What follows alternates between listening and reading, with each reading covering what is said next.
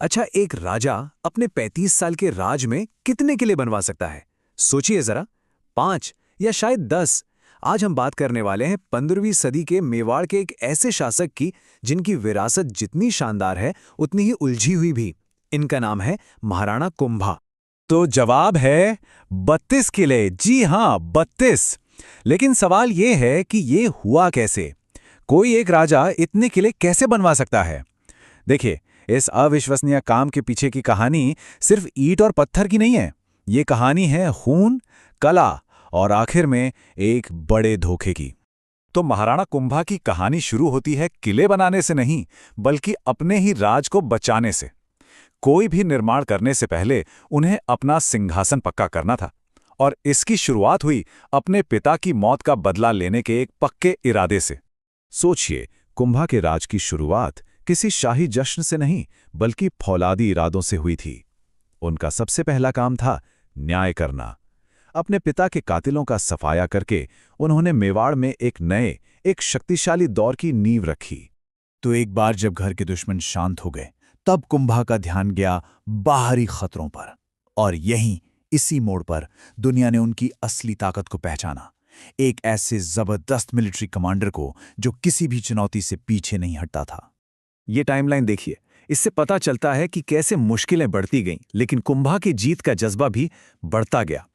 1437 में सारंगपुर की लड़ाई में उन्होंने शानदार जीत हासिल की। लेकिन बात यहीं खत्म नहीं हुई। जब उनके दो सबसे बड़े दुश्मन मालवा और गुजरात 1456 में एक हो गए, तब भी कुंभा ने सिर्फ 1 साल बाद ही उनकी मिलीजुली फौजों को धूल चटा दी।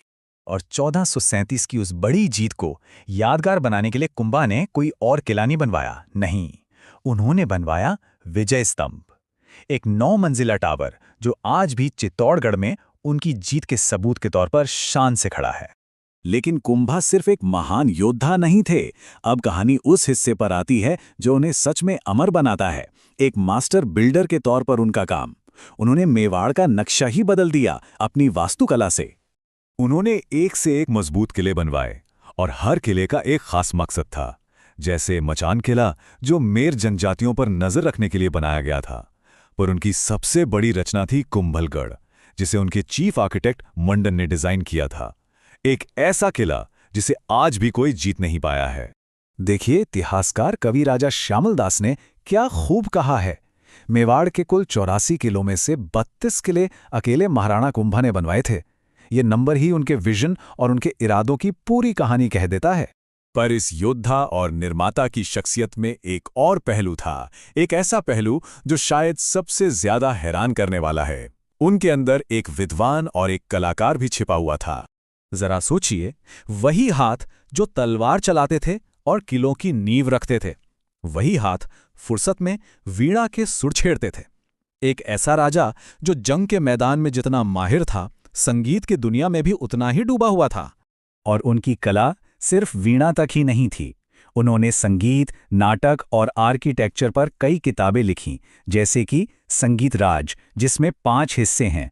मतलब वो सिर्फ कला को बढ़ावा नहीं देते थे, वो खुद कला की रचना करते थे। उनकी उपाधियां ही देख लीजिए, सब कुछ साफ हो जाता है। एक तरफ हाल गुरु यानी किलों का मालिक, तो दूसरी तरफ अभिनव भट्टाचार्य यानी कला का नया गुरु। एक ही इंसान में एक योद्धा और एक कलाकार का ऐसा मेल इतिहास में बहुत कम देखने को मिलता है।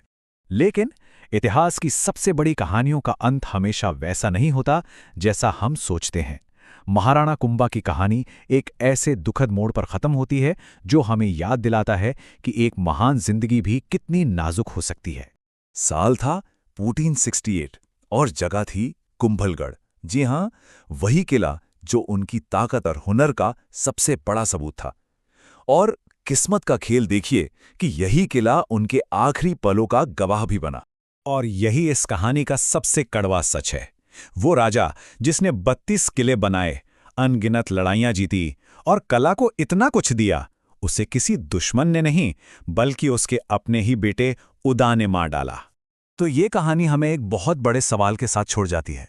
क्या किसी महान जिंदगी की सारी उपलब्धियों पर उसके दुखद अंत का साया पड़ जाता है? महाराणा कुंभा की कहानी हमें यह सोचने पर मजबूर करती है कि हम इतिहास को कैसे याद रखते हैं और किसी इंसान की असली विरासत आखिर होती क्या है।